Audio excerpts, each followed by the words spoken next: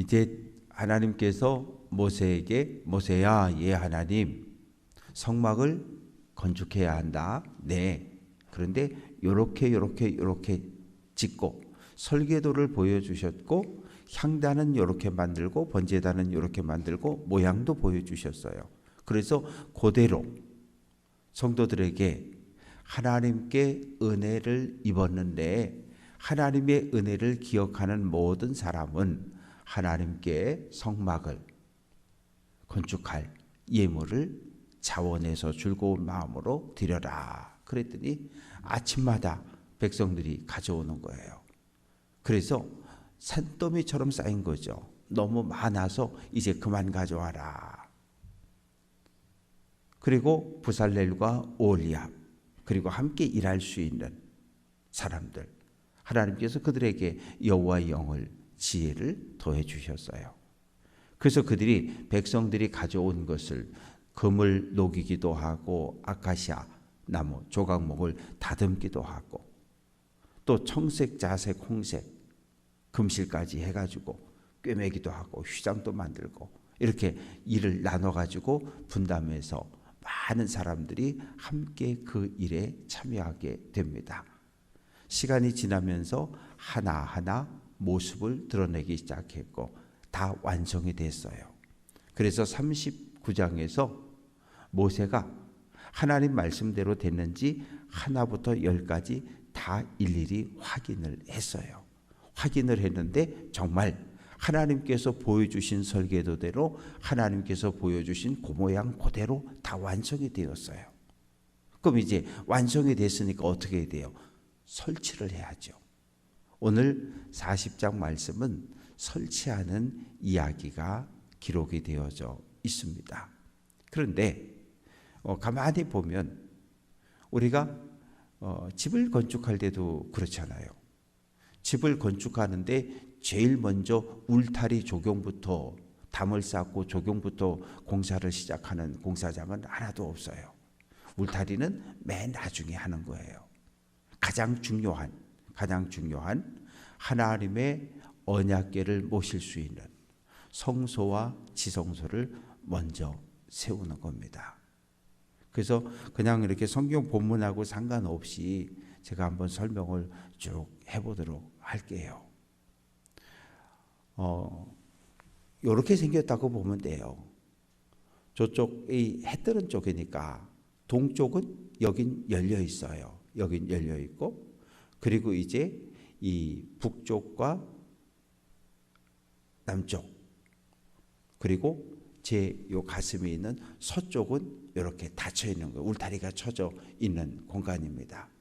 그래서 이렇게 들어오면 50m, 길이 50m, 폭 25m. 그런데 들어오면 35m는 그냥 맨 땅이에요. 35m는 맨 땅인데 여긴 뭐가 있냐면 번제단.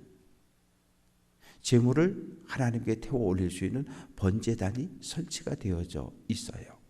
그런데 번제단의 크기를 보면 5규빗, 5규빗, 2.5, 2.5 정사각형.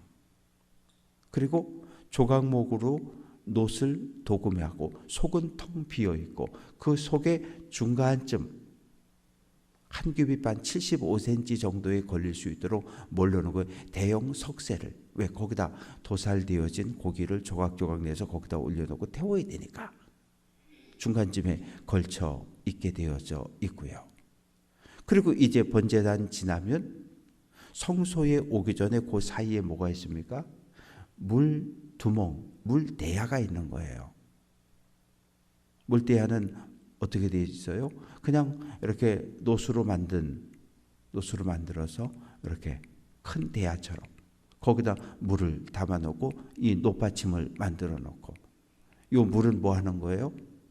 첫 번째는 제사장이 제사를 드리기 전에 먼저 손을 씻고 발을 씻고 그리고 성소에 들어갔다 나오기도 하고 왜?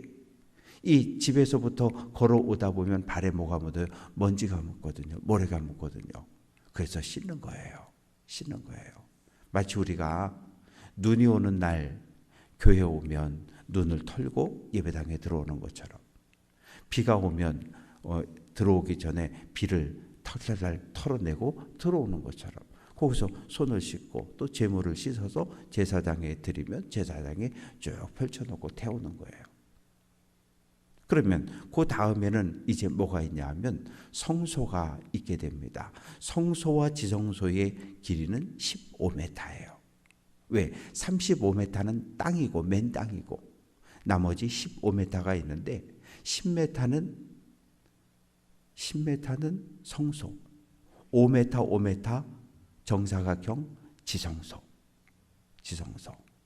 그러면 이렇게 성소에 들어올 때 우리는 문을 열고 들어오지만 그 당시는 문의 개념이 아니라 휘장을 쳐놓은 거예요.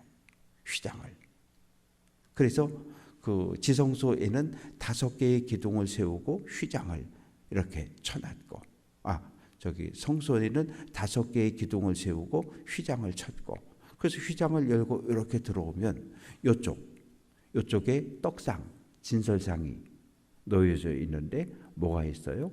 12지파를 따라서 한 25에서 30cm 되는 이렇게 두툼한 이런 큰 빵이에요. 작은 빵이 아니라 대단히 그 지름이 한 25cm, 30cm 되는 큰 빵이 두툼해요.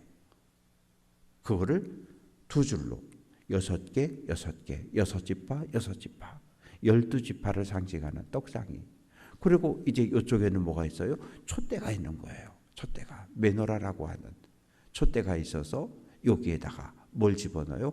감람류 기름을 집어넣고, 어떤 감람류니까 아주 순수하다는 것은 으깨 가지고 그대로 놔두면 기름들이 쪼르륵 흘러내려서 전혀 이렇게 채로 걸러서 아주 깨끗한 불순물이 전혀 들어가지 않은, 그래서 거기다가 감람 기름을 이렇게 부어놓고 거기다 심지를 만들어서 불을 붙이는 거예요. 그리고 이제 이 정면에 뭐가 있을까요? 여긴 분향단, 향을 태우는 향단이 있었어요. 그리고 이제 향단 뒤에 뭐가 있는 거예요? 지성소가 있는 거예요. 이 지성소는 5m 정사각형인데 이 안에 기둥이 이렇게 4개가 세워져 있고 또 휘장으로 이렇게 또 가려져 있는 거예요. 그걸 이렇게 열고 들어오면 이 안에 딱 하나밖에 없어요. 뭐예요? 언약궤입니다. 법궤예요. 증거궤예요. 그리고 히브리서에는 이 언약궤 안에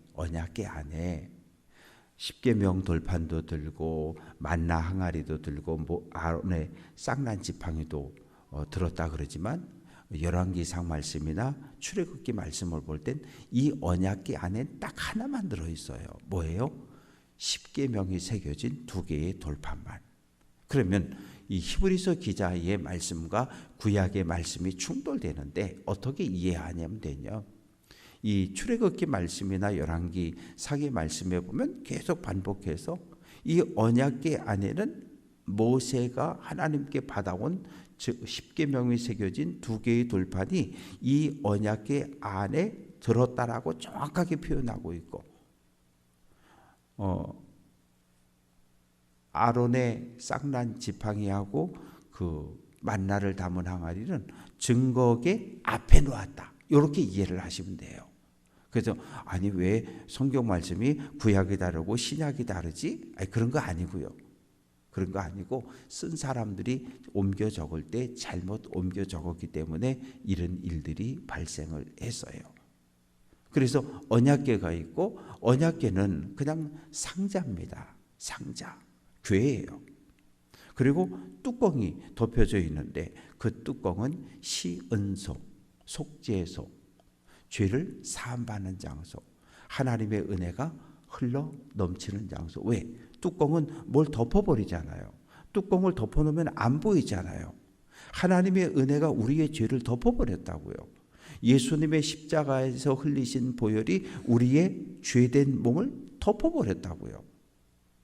이 덮어버리니까 하나님이 위에서 이렇게 보니까 죄가 있었는데 사라졌어요. 왜? 하나님의 은혜로 덮어버렸고 예수 그리스도의 십자가의 피로 덮어버렸으니까 하나님이 죄 없네? 무죄 이렇게 선언해 주시는 거거든요. 죄가 없어서 죄인이 아니라 하나님의 은혜로 그 죄를 감싸셨고 예수 그리스도의 십자가의 보혈로 그 죄를 덮어버렸기 때문에, 덮어졌기 때문에 안 보이는 거예요. 우리가 귀한 물건을 이렇게 보자기로 싸버리면 안 보이잖아요. 왜? 보자기에 쌓여버렸으니까. 하나님의 은혜로 싸버리셨다고요. 죄가 있기는 있는데 하나님이 그냥 은혜의 보자기로 싸버렸어요. 그리고 하나님이 죄 없다 이렇게 선언을 해주시는 거예요. 물론 우리가 그 전에 하나님 앞에 나와서 하나님 내가 잘못했고요, 용서해 주시고요. 그리고 이렇게 서로 마음이 불편한 사람들 서로 만나고 찾아가서 화해하고 용서를 구하고 용서해 주고, 그리고 다시는 동일한 일을 반복하지 않을 것을 결단하고, 그렇게 해서 이제 성막이 이제 지성소까지 되고, 그리고 지성소 성소에 천장이 없어요. 천장이 없습니다. 이 천장을 어떻게 덮어야 되잖아요. 뭘로 덮는 겁니까? 4개의 2개의 휘장과 2개의 덮개로 덮어버리는 거예요. 첫 번째는 청색, 자색, 홍색 실로 이렇게 짠 그릇들, 천사들을 새겨놓은 그걸로 첫 번째 탁 덮고, 두 번째는 하얀 염소털로 덮고, 세 번째는 붉게 물들인 걸로 덮고, 그 다음에 또 뭘로 덮어요? 해달 가죽으로 덮고. 그래서 이 바람도 모래도 비도 들어오지 않도록 아주 견고하게.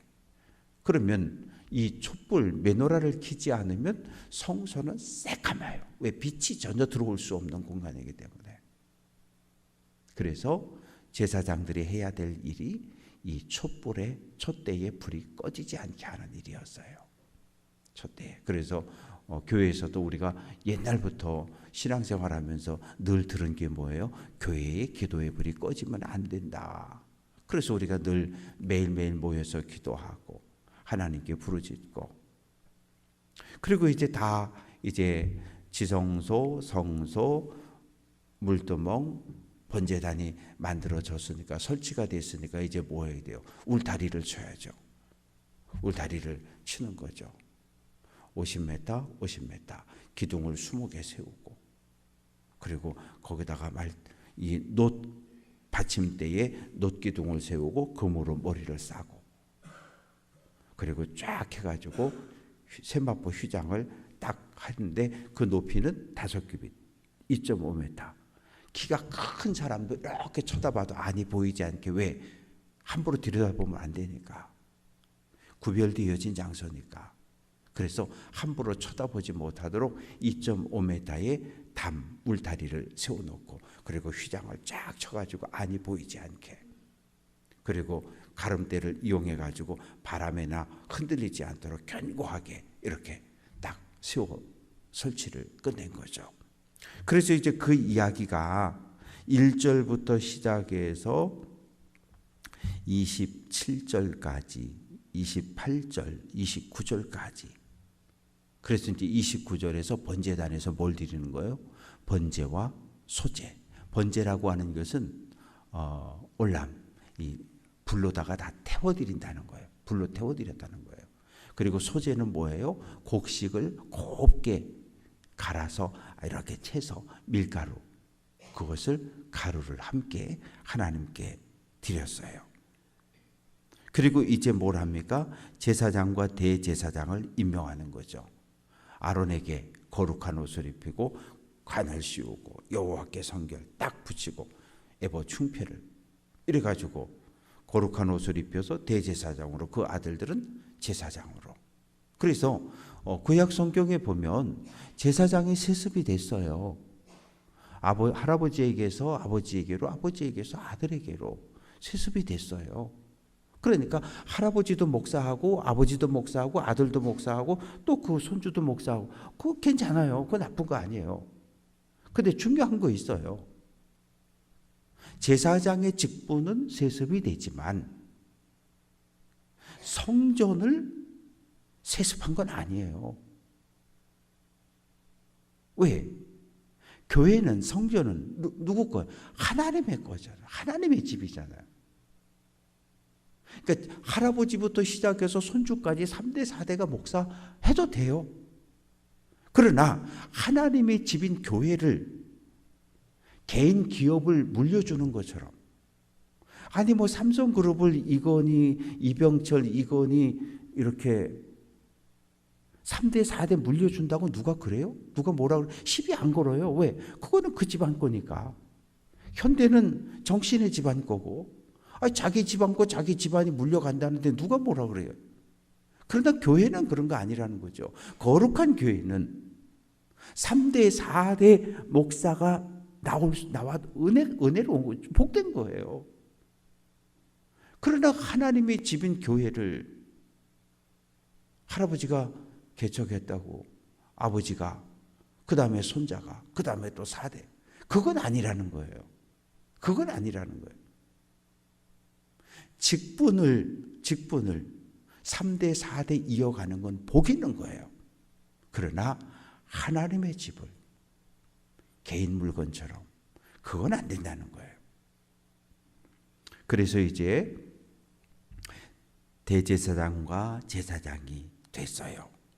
그래서 포장도 다치고 33절 말씀 속에 보면 모세가 이같이 역사를 마치니라. 그런데 하나하나 설치가 끝날 때마다 여호와께서 모세에게 명령하신 대로 되었다. 그러니까 하나님이 모세에게 명령한 그대로 다 되었다는 거예요. 8번 계속해서 반복되어지고 있거든요. 그러니까 성막이 건축되어지는 데는 사람의 생각은, 모세의 생각은 단 1도 하나도 포함되어지지 않아요. 100% 하나님 말씀대로 명령대로 설치가 되어지고 제작되어지고 설치가 되어졌습니다. 이제 34절부터 38절까지 말씀 속에 회막이 설치가 끝나자 구름이 회막에 덮었어요. 여호와의 영광이 충만했어요. 모든 백성이 다 봤어요. 그런데 모세도 들어갈 수 없어요. 왜? 하나님의 영광이 충만하기 때문에 모세도 감히 그 성막 안으로, 회막 안으로 들어갈 수 없었어요. 이때부터 하나의 원칙이 세워졌습니다. 어느 날 갑자기 회막에 구름이 뭉게 움직이기 시작하면, 아, 하나님이 떠나래. 그러면 전부 이제 말뚝을 뽑고 텐트를 정리해가지고 수레에 싣고 온 민족이 이동을 하고, 구름이 가다가 딱 멈추면 구름이 멈춘 그 장소에 다시 장막을 건축하고 그 주변에 백성들이 진을 치고 거기서 머물고 38년 동안. 왜냐하면 출애굽하고 1년이 지났을 때, 만 1년이 지났을 때 1월 15일에 출발을 했는데 1월 1일 출발하고 1년 지나고 1월 1일에 성막이 설치가 되었거든요. 이때부터 39년 동안 이 성막은 이스라엘 백성들과 함께 있었던 거예요. 함께 머물면 구름이 임재해 있고, 또 떠날 때는 구름이 앞장을 서고, 저녁이면 구름 기둥이 불 기둥으로 바뀌어서 주변을 따뜻하게 해가지고 밤의 추위로부터 하나님께서 막아주시고, 하나님이 이스라엘을 보호하고 지켜줄 때는 독사 한 마리, 뱀 한 마리, 전갈 한 마리가 못 들어왔다고요. 그런데 원망과 불평과 하나님을 향한 불신을 드러낼 때 하나님께서 어떻게 하셨어요? 불뱀이 들어오게 해버리셨어요. 그래서 막 물어가지고 죽게 만드셨거든요. 그러니까 하나님의 은혜가 우리의 가정을, 사랑하는 성도들의 개인의 믿음을, 한 사람 한 사람을 하나님께서 은혜로 보호하시고 지켜주실 때 건강한 믿음을 가지고 행복한 날들을 살아가는 거예요. 하나님의 은혜가 우리의 가정을 감싸고 있을 때 가족이 건강하고 행복한 거예요. 하나님의 은혜가 주님의 몸된 교회를 감싸고 계실 때 교회가 건강하고 하나님의 나라가 이곳에 세워지는 거예요. 그런데 거룩한 사람들이 없으면 하나님의 은혜는 거기 임할 수 없어요. 왜? 예루살렘에 제사장과 왕과 지도자들이 다 타락하고 백성들이 우상 숭배할 때 어떻게 했어요? 하나님의 영광이 예루살렘 성전을 떠나버리시잖아요. 하나님의 영광이 언제나 우리의 예배당에 계시게 하려면 이 예배당에 들어오고 나가는 모든 사람들이 거룩해야 하는 거예요. 나 한 사람 한 사람이 거룩할 때 거룩한 공동체가 되고 하나님의 영광이 성령이 충만한 공동체가 되는 거지. 거룩한 사람이 없으면 하나님의 영광은 성령은 언제든지 떠날 수 있다는 걸 기억해야 해요. 그래서 예수님께서 두세 사람이 예수의 이름으로 모인 곳에 나도 함께한다. 거룩한 사람이 모여있는 그곳에 하나님의 영광이 임했던 것처럼 바라고 소망하는 것은 오늘 기도하실 때 하나님의 은혜가 나를 이렇게 덮어주시고 우리 가족을 덮어주시고 주님의 몸된 교회 공동체를 보호해 주셔서 거룩한 공동체로 거룩한 가정으로 거룩한 하나님의 백성으로 믿음의 길을 끝까지 걸어갈 수 있게 해달라고 늘 하나님께 기도할 수 있는 귀한 성도들, 오늘 한 날도 하나님과 동행할 수 있는 복 있는 삶을 살아낼 수 있기를 주님의 이름으로 축원합니다.